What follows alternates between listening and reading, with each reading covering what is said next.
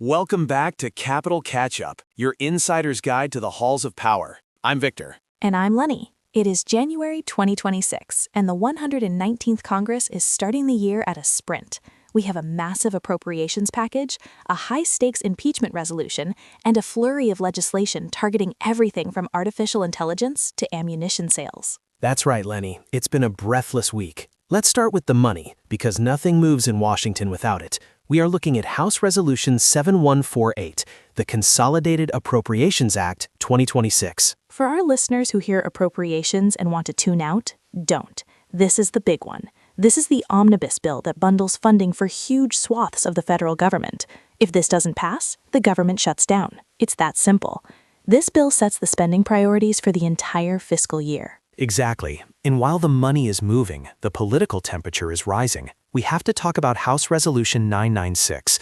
This is a resolution impeaching Kristi, Lynn, Arnold, Noem, the Secretary of Homeland Security, for high crimes and misdemeanors. This feels like history rhyming, doesn't it? We saw similar moves against DHS secretaries in previous administrations. It signals that the border and Homeland Security remain the absolute flashpoint of partisan conflict in the 119th Congress. The resolution claims high crimes, but functionally this is often about a profound policy disagreement regarding border enforcement. Speaking of intense policy disagreements, we're seeing a strong push on social issues this week. Take House Resolution 7235. This bill prohibits agencies from using the term birthing person in official documents.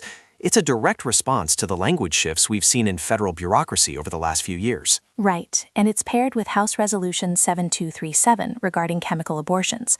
This bill would amend the Public Health Service Act to mandate that women are made aware of specific risks involved.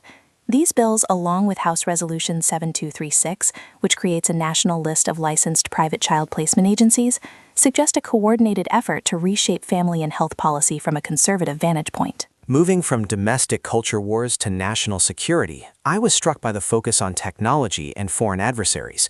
We have House Resolution 7058, which requires the Secretary of State to assess risks from foreign adversaries using generative artificial intelligence. That is huge, Victor. We aren't just talking about deepfakes on social media anymore. This is about state actors using AI to destabilize economies or grid infrastructure.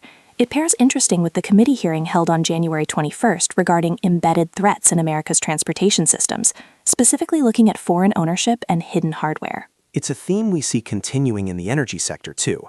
House Resolution 7037, the Developing Overseas Mineral Investments in New Allied Networks for Critical Energies Act, is a mouthful, but it's essentially about breaking reliance on China for critical minerals. There was also a committee hearing on deep-sea mining on the 22nd. It's the new space race, but it's happening at the bottom of the ocean. If we can't secure the minerals for batteries and chips, the AI legislation we just mentioned won't matter much. Let's pivot to something that affects millions of American families directly: veterans and healthcare. There was a massive legislative hearing on January 21st covering over a dozen bills related to veterans' suicide prevention, housing, and transition. One standout there is House Resolution 7238, establishing a Commission on Equity and Reconciliation in the Uniformed Services. This is fascinating because it suggests a look backward at how service members have been treated historically. We also saw House Resolution 6358, the Veteran Education Empowerment Act, and House Resolution 1227, the Alternatives to Pain Act. That Alternatives to Pain Act is critical. It's trying to steer treatment away from opioids. We know the toll that the opioid crisis has taken on the veteran community specifically.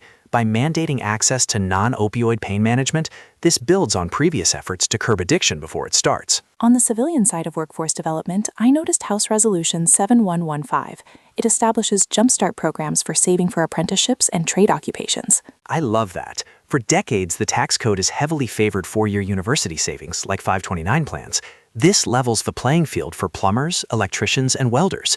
It's a recognition that not every path to the middle class goes through a lecture hall. Now, Victor, we have to touch on a bill that is sure to generate heated debate: House Resolution 7166. The ammunition bill. This requires face-to-face purchases of ammunition and licensing for ammo dealers. This is a major shift. Currently, in many places, you can buy bulk ammunition online and have it shipped to your door. This bill would end that. Proponents argue it prevents people from stockpiling anonymously for malicious intent. Opponents, naturally, view this as a significant infringement on Second Amendment rights and a logistical nightmare for rural Americans. We also need to look at the judiciary. The Senate has been busy. We've seen a wave of nominations. Nicholas John Ganji for the Southern District of Texas, Andrew Benson for U.S. Attorney in Maine, Megan Blair Benton for the Western District of Missouri. The list goes on. It's a full court press to fill vacancies. Remember, while legislation grabs headlines, judges serve for life. Filling these seats in Texas, Arkansas, Alaska, and Tennessee will shape the interpretation of laws for 30 or 40 years. Before we wrap up, I want to demystify some of the procedural jargon in the committee reports. Listeners might have seen the term ANS regarding the markup of bills like the Defending American Property Abroad Act. Good catch. ANS stands for Amendment in the Nature of a Substitute. Basically, a committee takes the original bill, deletes the entire text, and replaces it with a new version that incorporates all the agreed-upon changes. It's a way to clean up a messy bill before sending it to the floor, rather than voting on 20 separate small amendments. Exactly. And if you want to see the official scorecard of all this, you can check the Congressional Record, Volume 172, numbers 12 through 16. It's the daily diary of American democracy. So what should listeners watch for in the coming days? Keep an eye on the Consolidated Appropriations Act. If that hits a snag, we are looking at a government shutdown. And watch the fallout from the Impeachment Resolution against Secretary Noem. Even if it passes the House, the Senate trial will suck all the oxygen out of the room, potentially stalling other agenda items like the Safe and Affordable Transit Act, House Resolution 6298. It's going to be a bumpy week. Thanks for listening to Capital Catch-Up. We'll be back next time to break it all down. Stay engaged.